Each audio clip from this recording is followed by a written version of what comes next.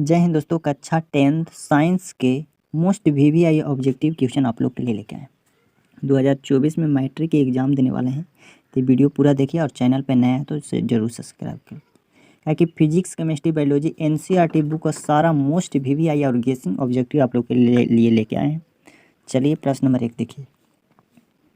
चलिए प्रश्न नंबर 1 क्या करा कि 100 वाट और 200 वोल्ट के विद्युत बल्ब के तंतु का प्रतिरोध क्या होगा। करा कि 100 वाट और 200 वोल्ट के विद्युत बल्ब के तंतु का प्रतिरोध क्या होगा।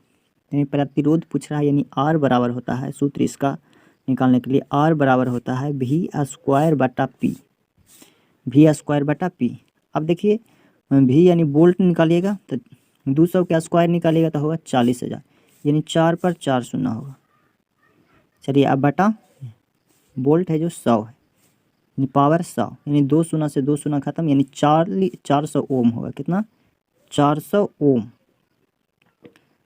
ओम होगा। चलिए इसमें ऑप्शन में दिया हुआ है 900 ओम, 448 ओम, 484 ओम, 220 ओम और 100 ओम। देखिए थोड़ा सा यहाँ मिसप्रिंट है, मिसप्रिंट नहीं, जिसका वोल्ट 200 होगा उसका आंसर होगा 400, लेकिन इसमें ऑप्शन में नहीं है, थोड़ा सा मिसप्रिंट हो गया। घरेलू उपयोग, हम लोग घरेलू उपयोग में करते हैं 220 वोल्ट, इसमें थोड़ा सा 220 वोल्ट अगर रहेगा वोल्ट तो होगा 484 ओम, ऑप्शन बी होगा सही। लेकिन ऐसे 200 है तो 400 ऑप्शन होगा 400। चलिए प्रश्न नंबर 2 देखिए। कह रहा है कि इंद्रधनुष में कितने रंग होते हैं। चलिए आप लोग बताइए, इंद्रधनुष में 7 रंग होते हैं, ऑप्शन बी करेक्ट हो जाएगा। चलिए प्रश्न नंबर 3 देखिए। कह रहा है कि घरेलू विद्युत परिपथ में विद्युतमय तार का रंग होता है। कह रहा है कि घरेलू विद्युत परिपथ में विद्युतमय तार का रंग कैसा होता है, तो लाल होता है, ऑप्शन ए करेक्ट हो जाएगा प्रश्न नंबर 3 के। वीडियो को पूरा देखिए। कह रहा है कि काकरापार नाभिकीय विद्युत संयंत्र किस राज्य में स्थित है। गुजरात, कर्नाटक, राजस्थान, महाराष्ट्र। देखिए काकरापार जो नाभिकीय विद्युत संयंत्र है जो गुजरात में स्थित है, ऑप्शन ए हो जाएगा प्रश्न नंबर 4 के।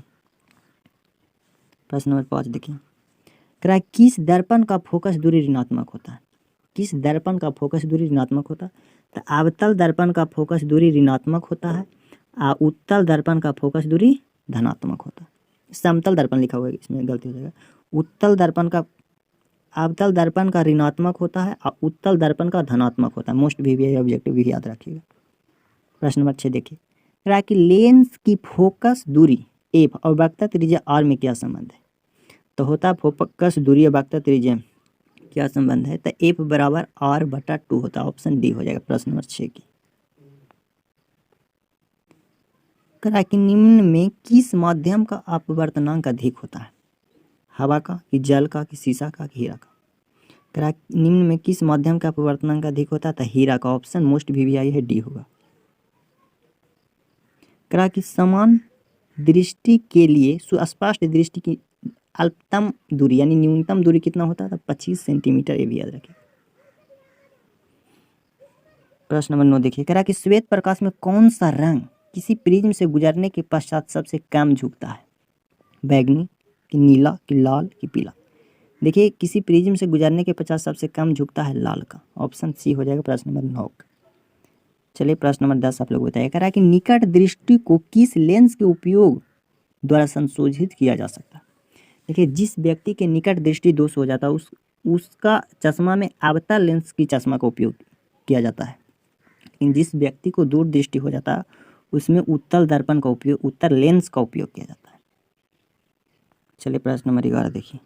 कह रहा है कि वैद्युत प्रतिरोधकता निर्भर करता है चालक की लंबाई पर, कि चालक के अनुप्रस्थ पर, कि चालक के पदार्थ की प्रवृत्ति पर, कि सभी। देखिए वैद्युत प्रतिरोधकता जो निर्भर करता है, ऑप्शन डी हो जाएगा सभी पर।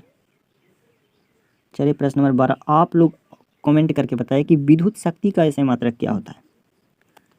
चलिए प्रश्न नंबर 13 करवाते हैं। कह रहा है 1 यूनिट विद्युत ऊर्जा का मान कितना होता है। 3.6 गुने 10 की पावर 3 जूल, कि 3.6 गुने 10 की पावर 4 जूल, कि 3.6 गुने 10 की पावर 5 जूल, कि 3.6 गुने 10 की पावर 6 जूल। प्रश्न नंबर 13 के करेक्ट आंसर डी हो जाएगा।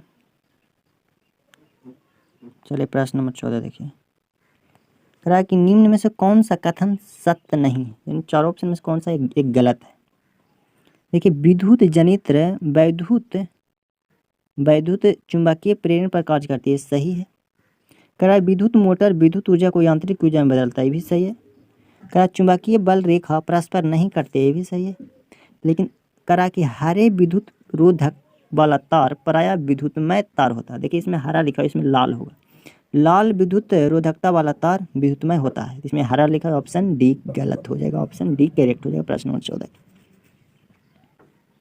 प्रश्न नंबर 15 देखिए, कह रहा है कि फ्लेमिंग के बाह्यस्थ नियम में बायां हस्त का मध्य संकेत क्या बताता है? मध्यमा संकेत क्या बताता है? प्रश्न नंबर 15 के तो देखिए मध्यमा संकेत बताता है कि चालक में प्रवाहित विद्युत धारा का दिशा, चालक में प्रवाहित विद्युत धारा की दिशा बताता है, ऑप्शन सी हो जाएगा। प्रश्न नंबर 15 के 16 नंबर प्रश्न कह रहा है कि चुंबक के भीतर चुंबकीय क्षेत्र रेखा में दिशा क्या होती है? उत्तर ध्रुव से दक्षिण ध्रुव की ओर, कि दक्षिण ध्रुव से उत्तर ध्रुव की ओर, कि चुंबकीय क्षेत्र रेखा की दिशा की निश्चित नहीं होता, कि इनमें से कोई नहीं। देखिए चुंबक के भीतर जो चुंबकीय क्षेत्र रेखा दिशा बतलाती है, जो दक्षिण ध्रुव से उत्तर ध्रुव की ओर बताती है, दक्षिण ध्रुव से उत्तर ध्रुव की ओर ऐसे बताती है। चलिए प्रश्न नंबर 17 देखिए, कह रहा नाभिकीय ऊर्जा का स्रोत निम्नलिखित में से कौन सा है? नाभिकीय ऊर्जा का स्रोत निम्नलिखित में से कौन सा है? तो यूरेनियम नाभिकीय ऊर्जा का स्रोत यूरेनियम है। चलिए प्रश्न नंबर 18, ये मोस्ट भी है। कह रहा है जिप्सम का रासायनिक सूत्र क्या होता है? जिप्सम का रासायनिक सूत्र क्या होता है? प्रश्न नंबर 18 के आप लोग बताइए।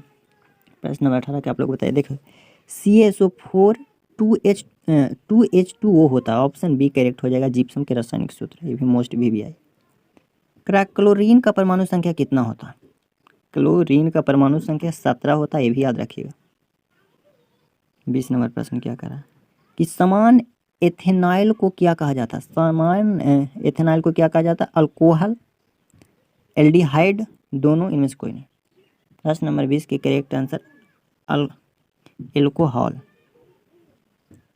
चलिए प्रश्न नंबर 21 देखिए, काली चूना का रासायनिक सूत्र क्या होता है? काली चूना का रासायनिक सूत्र क्या होता है? तो CaO होता है, CaO। कह रहा है कि जल के विद्युत अपघटन में कैथोड पर कौन सा गैस मुक्त होता है? प्रश्न नंबर 22 की तो हाइड्रोजन गैस मुक्त होता है, ऑप्शन बी हो जाएगा प्रश्न नंबर 22 की। बेकिंग सोडा का रासायनिक सूत्र क्या होता है? प्रश्न नंबर 23, बेकिंग सोडा का रासायनिक सूत्र क्या होता है? होता है NaHO3, ऑप्शन ए हो जाएगा बेकिंग सोडा का रासायनिक सूत्र। चलिए प्रश्न नंबर 24, कह रहा है कौन सा पदार्थ नीले लिटमस पत्र को लाल कर देता है? कौन सा पदार्थ नीले लिटमस पत्र को लाल कर देता है? आम्ल, आम्ल है जो नीले लिटमस पत्र को लाल कर देता है। क्षार है जो नीले लिटमस पत्र को नीला कर देता है। चलिए प्रश्न नंबर 25 देखिए, कह रहा है कि मिल्क ऑफ मैग्नीशियम का pH मान कितना होता है? मिल्क ऑफ मैग्नीशियम का pH मान होता है 10.5।